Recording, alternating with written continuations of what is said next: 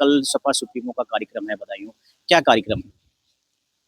देखिए, पिताजी कई बार यहाँ एमएलए थे और आदरणीय अखिलेश यादव जी की सरकार में मिनिस्टर रहे और इस समय समाजवादी पार्टी से मैं विधायक हूँ।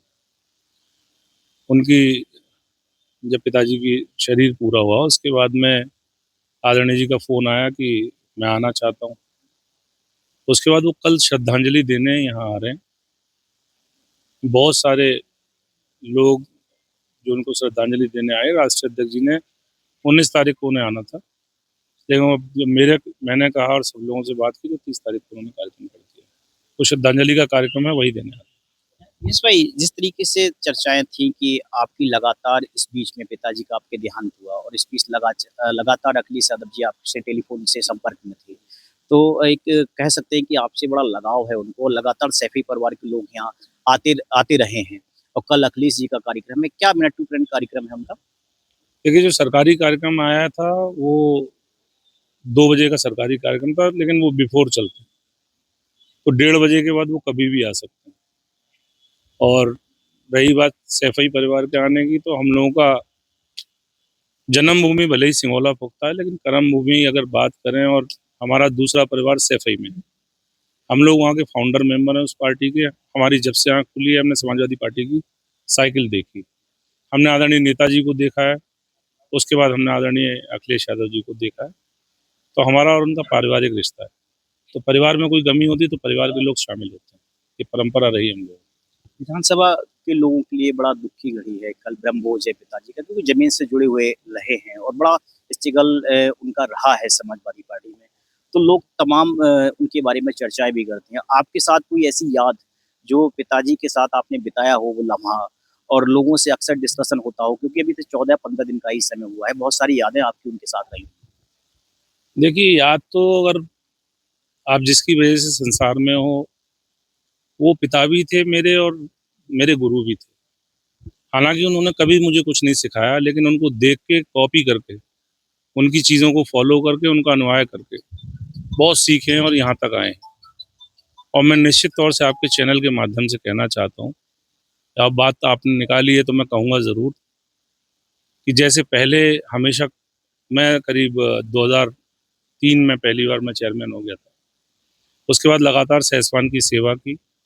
सहसवान में अपना दखल भी रखा और आना जाना भी शुरू किया। सहसवान के लोगों ने बहुत प्यार मुझे, बल्कि मैं तो कहूँगा पिताजी से ज़्यादा वोटों से मुझे जिता के भेजा।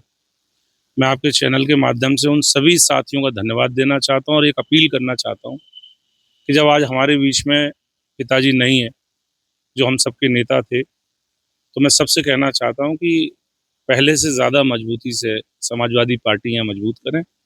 हमारी भी जिम्मेदारी है कि पुराने लोगों को बचा के रखें, संभाल के रखें। अब उन लोगों की भी जिम्मेदारी ज़्यादा है कि पिताजी के ना होने पे उनकी कमी महसूस ना होने। हमारे अध्यक्ष जी खड़े हैं और जिला पंचायत मेंबर हमारे आदरणीय चंद्रकेश जी खड़े हैं।